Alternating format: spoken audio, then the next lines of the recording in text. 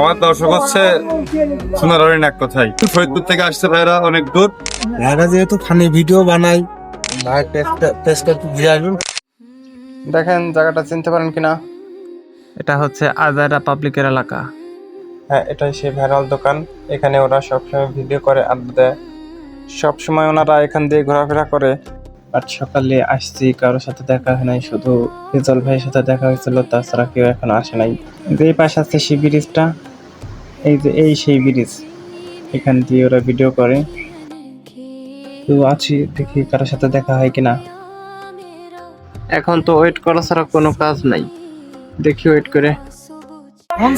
ভাই আমাকে একটা ইউটিউবে একটা চ্যানেল আছে, আপনাদের মতন ফানি ভিডিও করি, তেমন একটা আসে না।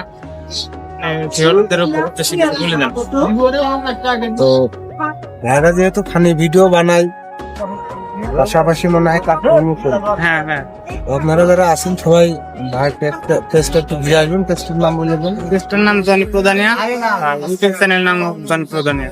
এখানে এসে আপনারা একটু ভিডিও দিতে। ফাইনালি মশিয়ার ভাইয়ের সাথে দেখা হয়ে গেল।